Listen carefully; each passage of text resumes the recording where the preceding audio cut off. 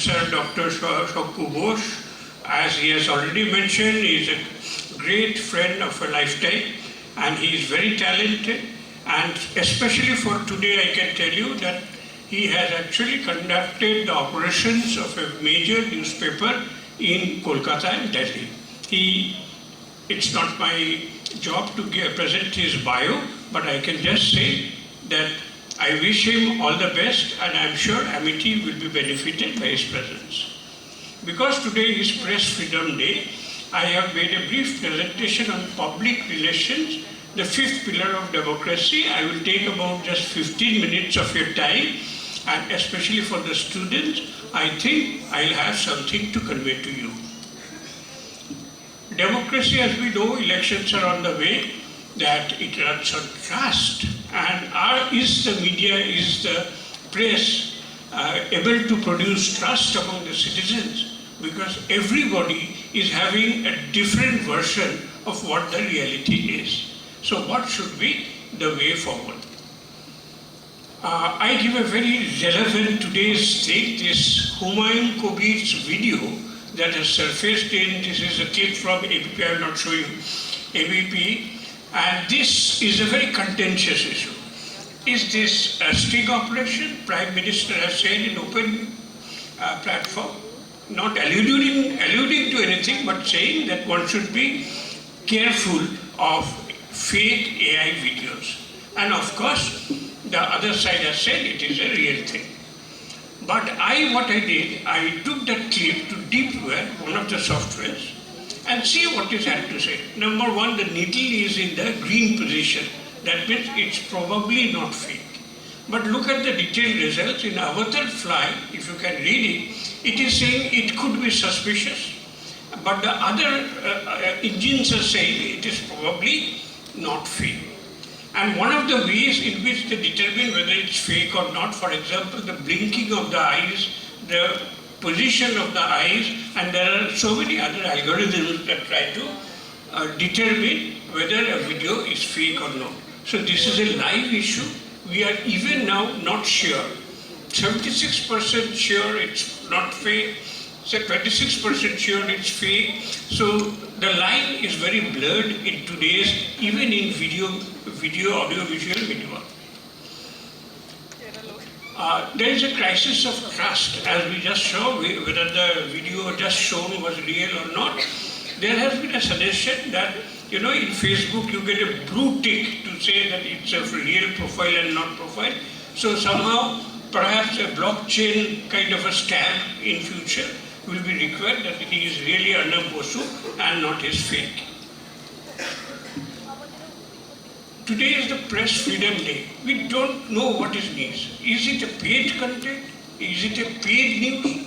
When I was the Chief Electoral Officer of West Bengal and I was conducting elections in the state of West Bengal for 5 years, from 2005 to 10, and one of the things we were told that paid news is illegal and not allowed. So paid news is disguised news. So what you read in today's paper, you don't know if it's paid news, somebody has been paid to write it, and would you believe it? And of course, paid content like in Calcutta Times, India Today Connect, T2, which we read every day, of course, they openly take money and write something for you. That we understand. It's an advertorial. It's okay. But paid news is very, very difficult. This cartoon I got retrieved from the net, and this little boy, in case you can't read it, is saying, Father, are we secular? Is India secular? And he says, yes, we are as secular as an independent election commission and as an independent media. So, it's all tongue in the cheek comment. Today's newspaper, I took this photograph on the left from today's Ananda Bajar. Even print media is saying, Jene should vote din, and on the last, voter age nojore rakhben shobai. Nobody is sure whatever is right, সজাগ থাকুন, সচেতন হন. So there is a theory called liar's dividend. Think of the Humayun Kabir video, liar's dividend. The more we believe that what we see is fake, the more we risk disbelieving the authenticity of anything. Do you understand the logic? Humayun Kabirটা হয়তো সত্যি, কিন্তু এত fake video দেখছি আমরা চতুর্দিকে, ওইটাকে fake বলে চালিয়ে দেওয়ার জন্য হাইয়েস্ট লেভেল থেকেও চেষ্টা হচ্ছে। So, liar's dividend is a new term that is now coming into being. Way back in 2006, when I was in election, I created this concept of Ananda Babu, who is cartoonized in this newspaper, and this was basically a helpline. And this helpline was very important to reach out to the electorate. That time we were introducing voter ID cards for the first time. And lots of questions were coming up. My point of breaking this up was, for this time's SIR, the huge deletions, the huge number of herd burn that has happened is because there is not a public communication, there is no connection with the people.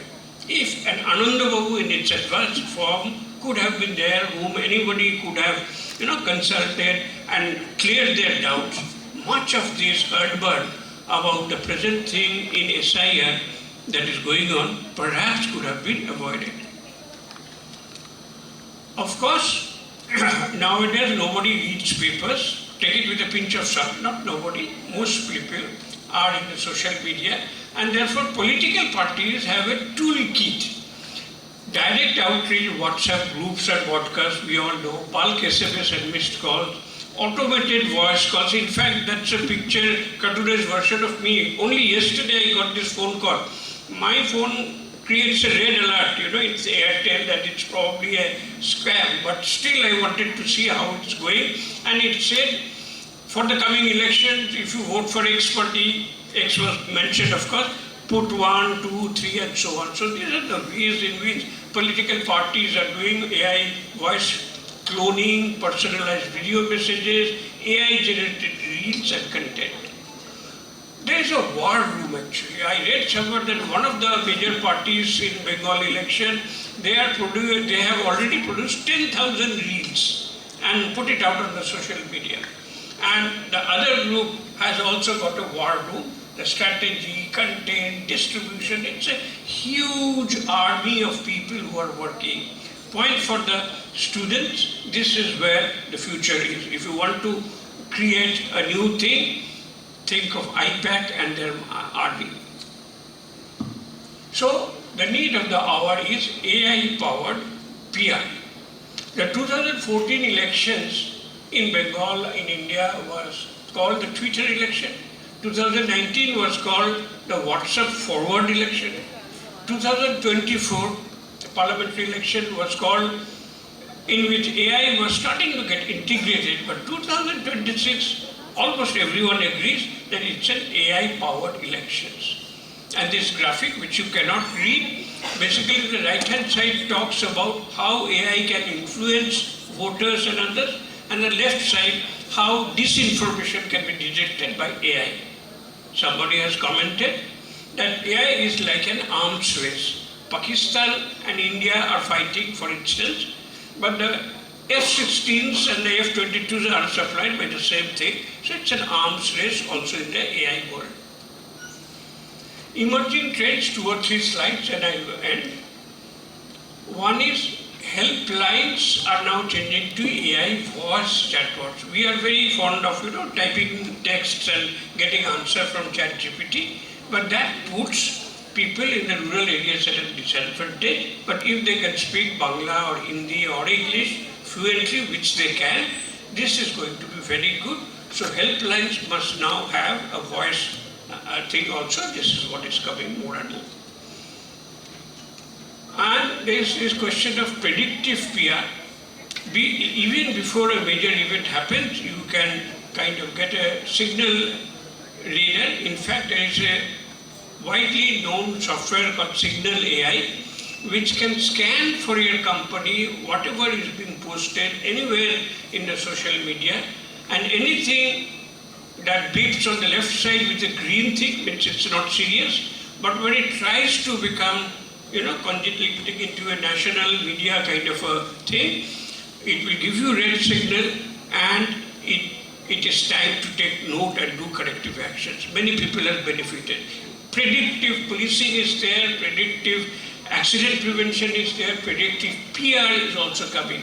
In fact, I have just done a a prediction engine for the election outcome, and I was also invited by ABP Anando to present my case. It was fun, but the way I have trained it, it is taking all signals from anywhere in the web and trying to make sense out of it.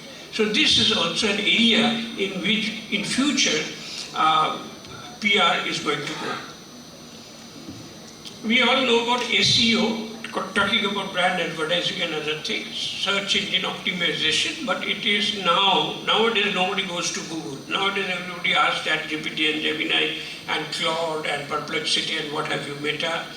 It's now generative engine is optimization. I asked my ChatGPT, I want to go to a dentist, which is a good and close by one. That good thing should prompt my name. This is how it is now getting optimized. It's very useful to know these skills. And the latest thing, it is still not very prevalent, is from chatbot to adbot. Suppose you ask your ChatGPT, how can I stop reading the blurb on the top? How can I stop feeling so tired all the time? And it gives the name of a particular brand that is important, Thermotropic or whatever, and you have got the answer. So it is adbot, it's coming, but it's very slow in the whole world. Only 1% of the chatbots are now pushing advertisement, but I dare say political people and everybody else will jump on, because as we just observed, nobody Googles, everybody chats. Today is the Press Freedom Day, but today is also 500 years of the Battle of Panipat, where Babur came and conquered India. That was 21st of April, 1526. So in those days also the role of communication and media was there. And now in the Gulf Fair also, the Vice Chancellor was talking of New York Times. Look at the figure on the right. Each and everything that was shown on the TV and other media as reported by New York Times, all are fake, has been clarified and determined to be generated by AI. The left-hand panel, this is a clip from the latest issue of The Economist, a very, very widely regarded magazine published from London. And it says that in the AI propaganda war in Gulf, Iran is winning because Trump has disbanded most government offices and also the PR people have been disbanded. So apparently, according to The Economist, they are doing well. I come to my second last slide. I would say this is the central message I am trying to give to the students today, that however much AI can do anything, there has to be a human in the loop. Input, AI creating, but then the human has to check whether it is getting into the correct mode, and then there will be a reiterative loop until the human is satisfied. Only then the final output should be thrown away. So this is very important, that the future is learn AI and try to be the person in the AI loop. I end this presentation with one example that I have drawn yesterday with AI, with me in the loop, where I'm trying to tell a story. And this is the last slide. Tintin says, we can all recognize the three, Modi, Mamata and Ganesh have come. So when the thing had come, I said nobody can recognize Ganesh, put the ECI badge on his lapel, on his coat, and that is what Aditya has done. And I think it's a beautiful, amusing thing. And Mamata is fighting with two hands on the Modi and on the Election Commission. It's created by AI with me in the loop. This is how the future is going to be. Be in the loop. That is my little message on the Press Freedom Day. Thank you.